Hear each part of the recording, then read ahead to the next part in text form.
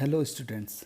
इसके पिछले वाले वीडियो में हमने मिक्सचर्स के टाइप के बारे में बात किया था। अब इसमें हम बात कर रहे हैं technique of separation of mixture, मतलब कौन से टेक्निक से हम कैसे करके जो मिक्सचर के कंपोनेंट्स होते हैं उनको अलग अलग कर सकते हैं। तो इसको मैंने दो पार्ट्स में डिवाइड किया है, एक सिंपल मेथड और एक स्पेशल टेक्निक। चलिए तो सबसे पहले बात करते हैं सिंपल मेथड का। सिंपल मेथड में पहला लिखा है हैंड पिकिंग।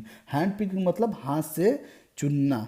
देखा होगा अपने घर में मम्मी क्या करती है, चावल चुनती हैं, चावल के अंदर जो कंकड़ के पार्टिकल्स होते हैं उनको चुन के अलग कर देती हैं। जैसे दाल के अंदर जो साइड स्टोन होते हैं उनको चुन के अलग कर देते हैं। वो भी तो एक टाइप का सेपरेशन का टेक्निक हुआ, सॉलिड इन सॉलिड में सेपरेशन का टेक्निक। तो मैंने लिखा है separation of constituent of mixture by hand picking on the basis of color, shape and size। Colour, shape और साइज के बेसिस पे, अगर मान लीजिए जो पल्स है, जो दाल है, उसी के कलर का, उसी के शेप का, उसी के साइज का, अगर उसमें स्टोन हो तो आप अलग कर पाएंगे नहीं, किसी बेसिस पे अलग करेंगे ना। अगर ऐसा है तो ये है और इस तरह होगा तो ये होगा। तो कलर, बेस और शेप के साइज पे अपना हैंड यूज करके मिक्सचर के कंस्टिट्यूएंट को अलग करना हैंड पिकिंग कहलाता है। ठीक है। अब बात जैसे stone from pulse and rice हम अलग करते हैं। दूसरा है सीविंग।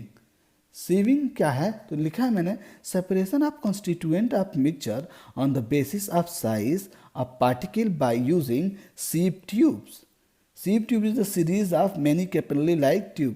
सीव ट्यूब का यूज करके देखिए, साइज के बेसिस पे सीव ट्यूब का यूज करके हम पार्टिकल्स को, मिक्सचर के पार्टिकल्स को अलग अलग कर लेते हैं। इसको हम क्या बोलते हैं, सीविंग बोलते हैं।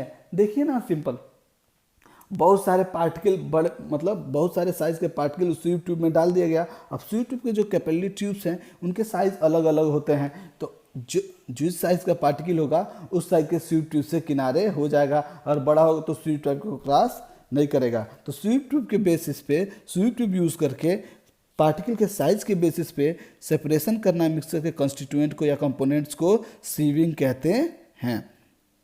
बात करते हैं विनोइंग। विनोइंग मतलब विंड का यूज़ करके, ओसाना। ओसाना आपने देखा होगा, गांव में ओसाते हैं लोग ऐसे, विंड का यूज़ करके क्या करते हैं, ग्रेन से हस को, भूसा को अलग करते हैं लोग। विंड जिस दल्ले से ग्रेन गिराते हैं लोग तो क्या होता है, भूसा जो होता है वो उड़ के विंड की वजह से दूर गिर जाता है, और ग्रेन हैवी होता है वो नीचे गिर जाता है। किस बेसिस पे विनोइंग करते हैं, मास के, वेट के बेसिस पे हम विनोइंग करते हैं। तो क्या करता है, separation of light particle from the heavy particle by using wind current. Wind current का यूज़ करके लाइट पार्टिकल को हैवी पार्टिकल से अलग करने को हम क्या कहते हैं, विनोइंग कहते हैं। आपने देखा होगा कुछ इस तरह का बना होता है, पंखा होता है, और उसको चलाते हैं लोग। तो ये पंखा जब रोटेट करता है और यहाँ पे अगर हम ग्रेन गिराते हैं तो भूसा इधर अलग हो जाता है और ग्रेन आपको यहाँ पे मिल जाता है। तो ऐसे होता है separation of husk from the grain, winnowing. ओसाना भी एक टाइप का टेक्निक होता है सेपरेशन का। अब बात करते हैं बेटा स्पेशल टेक्निक। स्पेशल टेक्निक में पहला है इवेपोरेशन। इवेपोरेशन, इवेपोरेशन पहले चैप्टर में मैंने बताया है। क्या होता है इवेपोरेशन, किसी भी लिक्विड का उसके गैस में चेंज होना below it's boiling point evaporation कहलाता है। अगर आपको नहीं पता है तो पहला चैप्टर का वीडियोस आप जाके देखें। तो क्या होता है evaporation, separation of constituent of mixture which have different boiling point by heating. मतलब हर एक सब्सटेंस का अपना अलग अलग बॉइलिंग पॉइंट होता है। तो उसको सेपरेट करने के लिए क्या करते हैं, हम हीटअप देने लगते हैं। जैसे देखिए यहाँ से हमने हीटअप देने लगा। जब हीटअप देंगे तो वाटर जो होगा बेटा, जो वाटर होगा वो धीरे धीरे अपने गैसेस में बन के ऊपर निकलने लगेगा। वाटर गैसेस में बन के ऊपर निकलने लगेगा और उसको एक पाइप, एक ट्यूब लगा देंगे तो वो गैस धीरे धीरे यहाँ नीचे आएगा। अब गैस धीरे धीरे नीचे आ रहा है, यहाँ से हम वाटर डाल रहे हैं कोल्ड, यहाँ से वाटर वार्म होकर निकल रहा है। इसका मतलब जो वाटर कोल्ड आ रहे हैं वहाँ पे इस गैस को लिक्विड में चेंज कर दे रहा है। जब लिक्विड में चेंज कर दे रहा है तो यहाँ पे वो लिक्विड की तरह नीचे गिर जा रहा है। तो देखिए क्या होगा, वाटर एंड शुगर का ये सोल्यूशन है, शुगर प्लस वाटर।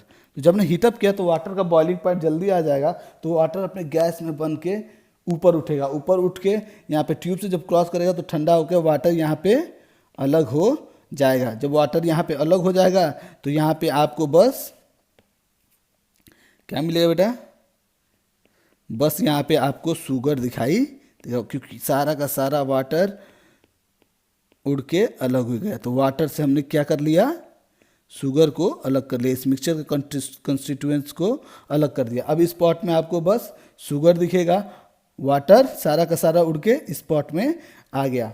तो ये क्या था बेटा, ये इवेपोरेशन टाइप का टेक्निक था। सेम ऐसे ही डिस्टिलेशन होता है और फ्रैक्शनल डिस्टिलेशन होता है। उसमें क्या करते हैं, बहुत बड़े बड़े फ्रैक्शनल कॉलम होते हैं। अभी आगे मैं उसको समझाऊंगा, इसी डायग्राम पे आके मैं आपको आगे समझाऊंगा। तो इवेपोरेशन में क्या सीखा, इवेपोरेशन में जो कंपोनेंट होते हैं मिक्सचर के, उनको उनके बॉइलिंग पॉइंट के बेसिस पे हीटअप करके अलग अलग कर लिया जाता है, क्योंकि हर एक सब्सटेंस का एक फिक्स बॉइलिंग पॉइंट होता है। अब दूसरा टेक्निक हम बात करें बेटा, filtration by the use of filter paper. तो फिल्ट्रेशन क्या होता है, separation of component of mixture by using filter paper on the basis of size of particle. Size of particle के बेसिस पे किसी मिक्सचर को सेपरेट करना। चलिए अब यहां पे हम डालने के लिए कह रहे हैं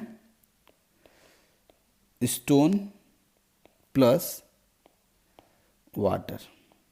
स्टोन प्लस वाटर आपने डाल दिया, ठीक है। स्टोन प्लस वाटर जैसे आपने इसे डाला तो यहाँ पे ये लगा हुआ है फिल्टर पेपर, ठीक है। तो जैसे आप स्टोन प्लस वाटर यहाँ डालेंगे बेटा तो क्या होगा, यहाँ से वाटर तो इधर आ जाएगा, वाटर यहाँ पे गिर जाएगा, लेकिन आपके जो स्टोन्स होंगे वो फिल्टर पेपर पे हो गया। तो स्टोन एंड वाटर टाइप के मिक्सचर को अलग करने के लिए हमने फिल्ट्रेशन यूज किया। अब ये फिल्टर पेपर पे जो स्टोन रुका है इसको बोलते हैं हम लोग फिल्ट्रेट। क्या बोलते हैं, फिल्ट्रेट। इसको नहीं बेटा, इसको फिल्ट्रेट नहीं बोलते हैं। जो वाटर आपका फिल्टर होके नीचे आ गया है इसको बोलते हैं फिल्ट्रेट, और इसको बोलते हैं प्रेसिपिटेट। तो ऐसे हम अलग कर लेते हैं। किस टाइप के मिक्सचर, ऐसे मिक्सचर जिनमें सॉल्यूट की साइज बड़ी हो। जो फिल्टर पेपर्स में छोटे छोटे पोर्स होते हैं, फिल्टर पेपर्स में क्या होता है बेटा, फिल्टर पेपर ऐसे ऐसे ऐसे ऐसे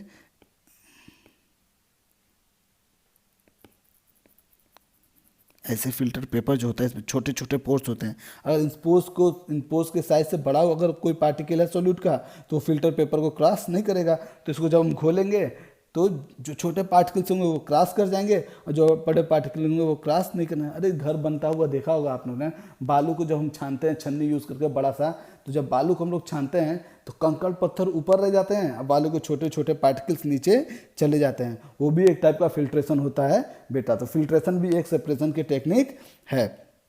अब बात करते हैं सेडिमेंटेशन। मैंने बताया था ना कि मैं बताऊंगा आपको अभी आगे सेडिमेंटेशन क्या होता है। तो सेडिमेंटेशन क्या होता है, separation of large particle mixture by effect of gravity on the basis of their mass. Basis of mass, mass के बेसिस पे। जैसे सैंड इन वाटर, क्या किया बेटा आपने आप गए नदी से, पहले जमाने में लोग पानी भर के लाते थे, लोग नदी से पानी भर के लाए और उसको एक टैंक में डाल के कुछ टाइम के लिए छोड़ दिया। अब टैंक में देखिए यहाँ पे आपको सैंड पार्टिकल और वाटर दिखाई दे रहा है। अब क्या होता है, उसको कुछ टाइम पे छोड़ने क्या होता है, ग्रेविटी होती है जो अर्थ की मास को नीचे की तरफ खींचती है। तो ऐसे नीचे की तरफ इनको खींच रही है। जब नीचे की तरफ खींचती है तो कुछ टाइम बाद क्या होता है बेटा, सारा का सारा सैंड पार्टिकल नीचे चला जाता है। सारा का सारा जो सैंड पार्टिकल होता है बेटा वो नीचे जाके सेडिमेंटेट हो जाता है। तो आपको क्या देखने को मिलता है, आपको देखने को मिलता है कि सारा सैंड पार्टिकल नीचे तली में बैठ गया। तो इस प्रोसेस को बोलते हैं हम बेटा सेडिमेंटेशन। अब ये सारे सैंड पार्टिकल नीचे बैठ गए, इसको हम बोलेंगे सेडिमेंटेट, ठीक है। सारे सैंड पार्टिकल नीचे बैठ गए तो सैंड अलग, सैंड का एक लेयर अलग हो गया और वाटर अलग, इसको बोलते हैं हम सेडिमेंटेशन। सेडिमेंटेशन किसके बेसिस पे होता है, इफेक्ट ऑफ ग्रेविटी के बेसिस पे, on the basis of mass. Okay, hope कि आपको सेडिमेंटेशन समझ में आया हो। अब बात करते हैं डिकेंटेशन। तो डिकेंटेशन क्या होता है, बस सेडिमेंटेशन के बाद यूज किया जाता है decantation. Separation of liquid from the container without disturbing sedimented particle by using separating funnel, इसको भी डिकेंटेशन कहते हैं। या आप ऐसा कह सकते हैं, separation of one phase of mixture from the another phase without disturbing it is called sediment decantation. जैसे ऑयल फ्रॉम वाटर, एयर को वाटर से हम अलग कर सकते हैं। या यहाँ से इसको भी देख लीजिए, इसको जो एग्जांपल मैंने देखा, सैंड को, वाटर को सैंड से अलग कर सकते हैं। यहाँ पे क्या करें, हम यहाँ से ऊपर से धीरे धीरे वाटर को किसी ट्यूब से यूज़ करके हम उठा लें। अगर ट्यूब से वाटर धीरे धीरे निकाल लेंगे तो नीचे ये जो सैंड सेडिमेंटेट हुआ है वो डिस्टर्ब नहीं होगा। या हम by the use of separating funnel, separating funnel कुछ इस टाइप का होता है बेटा, एनसीईआरटी में देखिएगा आप, ठीक है, कुछ इस टाइप का होता है। मान लीजिए सेपरेटिंग फनल है, यहाँ पे उसका नॉक लगा हुआ है, ये नीचे वाटर है और ऊपर ये ऑयल है। ये नॉक खोला, धीरे धीरे यहाँ से गिरेगा। वाटर ऑयल अलग अलग फेज है। जैसे नॉक खोल दे, जैसे जैसे पूरा का पूरा वाटर नीचे आके गिरेगा, तो जैसे ऑयल आना होगा तो हम यहाँ पे नॉक फिर से बंद कर देंगे। तो नॉक बंद कर देंगे तो वाटर अलग हो जाएगा और ऑयल इसमें अलग हो जाएगा। तो इसको बोलते हैं हम डिकेंटेशन, ठीक है। तो ये भी एक टाइप का डिकेंटेशन है। और ये ट्यूब कौन सा ट्यूब है बेटा, सेपरेटिंग फनल है। अब बात करते हैं सब्लिमेशन। तो क्या होता है सब्लिमेशन, पहले चैप्टर में मैंने बताया था, changing of solid directed change into the gas without changing in liquid is called sublimation and those solids called sublime solid. Separation, तो क्या होता है सब्लिमेशन में, separation of sublime solid from the non sublime solid by heating is called sublimation. जब मान लीजिए दो solid का मिक्सचर है जिसमें एक सब्लाइम है एक नॉन सब्लाइम है, अलग कैसे करेंगे, उनको हीट कर दीजिए। हीट करेंगे जो सब्लाइम होगा तुरंत गैस में चेंज होके उड़ेगा। उसको अलग फनल लगा के, अलग ट्यूब लगा के, अलग अलग बर्तन में, अलग कंटेनर में हम ले लेंगे। जैसे कैम्फर को नमक से हम अलग कर सकते हैं। मतलब गलती से कपूर का मिक्सचर और साल्ट का मिक्सचर अलग में मिल गया तो आप उसको हीटअप करेंगे। हीटअप करेंगे तो जितना कपूर है, जितना कैम्फर है, वो उड़ के अलग हो जाएगा, ठीक है। तो ये था, क्या था बेटा, सब्लिमेशन। अब बात करते हैं सेंट्रीफ्यूगेशन की। तो सेंट्रीफ्यूगेशन क्या होता है, separation of component of mixture by using centrifugal force on the basis of size, shape, density and viscosity of medium and speed of rotation. क्या होता है सेंट्रीफ्यूगेशन में, जो सेंट्रीफ्यूगेशन ट्यूब होता है उसको एक रोटेटर पे लेके आपने अपना मिक्सचर लिया और रोटेटर पे लेके उसको सेंट्रीफ्यूगेट कराया, उसको रोटेट कराया। जब रोटेट कराते हैं तो क्या होता है बेटा, जो पार्टिकल्स अंदर मिक्सचर के हैं उनके जो छोटे छोटे पार्टिकल्स हैं, जो कोलाइडल के छोटे छोटे पार्टिकल्स हैं, रोटेशन की वजह से आपस में चिपकना शुरू करते हैं। जब चिपकना शुरू करते हैं तो वो भारी हो जाते हैं। जब भारी होते हैं तो सेंट्रीफ्यूगल फोर्स और अपने की तरफ एक फोर्स ग्रेविटी वर्क करने लगता है, जिसको वजह से धीरे धीरे धीरे धीरे वो नीचे बैठने लगते हैं। अलग अलग बेस पे अलग अलग वहाँ पे बैंड बनने लगता है। मतलब जितना वेट होगा उसके हिसाब से उस लिक्विड में आपको अलग अलग ग्रुप दिखेंगे सॉल्यूट के। तो इसको बोलते हैं बेटा सेंट्रीफ्यूगेशन। जैसे क्या कि सेंट्रीफ्यूगेशन के बाद अगर कोई ट्यूब है आपके पास, तो मान लीजिए पूरा लिक्विड भरा हुआ है, आपने इसको सेंट्रीफ्यूगेट किया, इसमें पार्टिकल्स भी हैं, अलग अलग पार्टिकल हैं, इसको रोटेटर पर रख के आपने घुमाया, सेंट्रीफ्यूगेट किया, तो कुछ टाइम में क्या देखेंगे आपको, इस पार्टिकल्स के अलग अलग band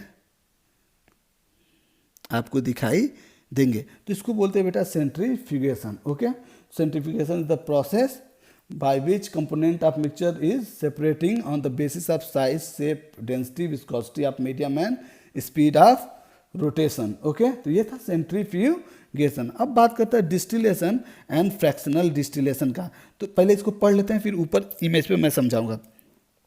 Separation of constituent of mixture on basis of different in their boiling point by using special apparatus is called distillation और fractional distillation। fractional distillation और distillation में क्या है बेटा, fractional distillation में एक ट्यूब यूज होता है जिसको fractional ट्यूब कहते हैं। उसमें क्या होता है, उसमें अलग अलग कंपार्टमेंट बने होते हैं और हर कंपार्टमेंट में का जो टेम्परेचर होता है वो अलग अलग होता है, ठीक है। तो उसको उस बेसिस पे हर टेम्परेचर, अब मान लीजिए जो लिक्विड है, जो भी ऑपरेट हो रहा है, उसका टेम्परेचर बॉइलिंग अलग होगा, तो हर कंपार्टमेंट अलग कंपार्टमेंट में आपको अलग अलग कंपोनेंट मिलेंगे। Separation of components of petroleum हम फ्रैक्शनल डिस्टिलेशन से करते हैं। आइए यहाँ पे इमेज में समझा रहा हूँ, ठीक है। यहाँ पे क्या होता है बेटा, यहाँ समझा रहा हूँ मैं। एक बड़ा सा ट्यूब होता है, बड़ा सा ड्रम लाइक स्ट्रक्चर होता है जिसमें बहुत सारे पार्ट्स बने होते हैं। हर पार्ट्स का अपना अलग अलग टेम्परेचर होता है। अब नीचे लिक्विड पेट्रोलियम को हमने भर दिया और इसको हीटअप करना स्टार्ट किया। 1000 से 140 डिग्री सेल्सियस टेम्परेचर पे ये हीटअप होना स्टार्ट। जब हीटअप होगा तो जो वोलेटाइल होते हैं, जो गैस में चेंज हो जाते हैं, वोलेटाइल मतलब ऐसे लिक्विड जो अपने गैसियस स्टेट में चेंज हो जाए, तो उड़ के ऊपर आते हैं इन कंपार्टमेंट से, फ्रैक्शनेटिंग कंपार्टमेंट, फ्रैक्शन वाले कंपार्टमेंट से उड़ के ऊपर आते हैं। उड़ के जैसे जैसे ऊपर आते हैं तो वो फिर ठंडा होने लगते हैं। ठंडा होने लगते हैं तो फिर इन कंपार्टमेंट में इकट्ठा होने लगते हैं। इन हर कंपार्टमेंट का टेम्परेचर अलग अलग होता है बेटा। ये होता है फ्रैक्शनल डिस्टिलेशन। सबसे ज़्यादा वोलेटाइल डीजल होता है, पेट्रोल होता है, तो सबसे ऊपर पेट्रोल होता है, फिर डीजल होता है। ये 8th में आपने पढ़ा होगा फ्रैक्शनल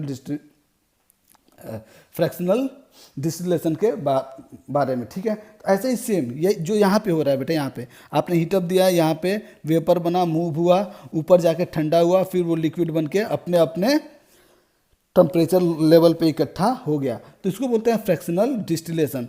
ओके बेटा। और डिस्टिलेशन इज सेम, उसमें फ्रैक्शनेटिंग ट्यूब नहीं होता है। बस क्या करते हैं, मिक्सचर को आप हीटअप करते हैं। मिक्सचर को हीटअप करते हैं तो जिनका बॉइलिंग पॉइंट पहले आता है वो पहले वेपर बनते हैं और वेपर बन के अलग हो जाते हैं। अब बात करते हैं, स्पेशल टेक्निक है क्रोमेटोग्राफी।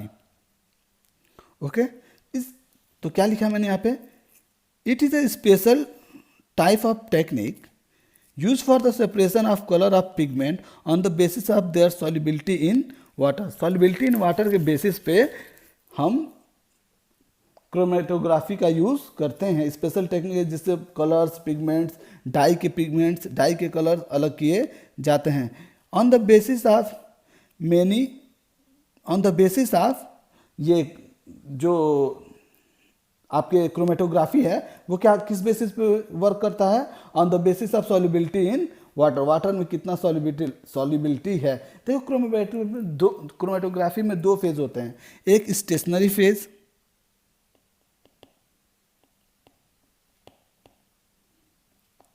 और दूसरा मूविंग फेज। मतलब एक हमेशा मूव करता रहता है, मूविंग फेज। ओके, तो बहुत टाइप के क्रोमेटोग्राफी होते हैं, जैसे कॉलम क्रोमेटोग्राफी, पेपर क्रोमेटोग्राफी और गैस क्रोमेटोग्राफी। यहाँ पे मैं आपको पेपर क्रोमेटोग्राफी समझाने की कोशिश कर रहा हूँ। देखिए क्या होता है, आपने वाटर ले लिया और क्रोमेटोग्राफिक पेपर पे आपने डाई या पिगमेंट गिरा दिया जो बहुत सारे कलर का मिलकर बना होता है। लेकिन हर पिगमेंट का अलग अलग क्या होता है बेटा, अलग अलग सॉल्युबिलिटी होता है। देखिए अब क्रोमेटोग्राफी में जो वाटर होगा वो ऊपर की तरफ चढ़ेगा। जब वाटर ऊपर की तरफ चढ़ेगा तो ये जो सॉल्युबल हुए हैं, जो इसमें घोले गए हैं, जो डाई में जो कलर्स हैं वो भी वाटर में, जो वाटर सॉल्युबल हैं, सबकी सॉल्युबिलिटी अलग अलग है, तो वो भी वाटर के साथ ऊपर चलेगी। तो जब वाटर के साथ वाटर ऊपर चढ़ रहा है, वाटर इस पेपर पे ऊपर धीरे धीरे चल रहा है, तो जो डाई के कलर्स भी ऊपर चढ़ेंगे। जब डाई के कलर्स ऊपर चढ़ेंगे तो आपको जिनकी सॉल्युबिलिटी ज़्यादा होगी, जितनी ज़्यादा वाटर होगी वो वाटर के साथ उतने ऊपर चढ़ जाएंगे। समझिए, यहाँ पे ग्रीन वाला यहाँ तक चढ़ा अलग होके, ब्लू वाला यहाँ तक चढ़ा अलग होके,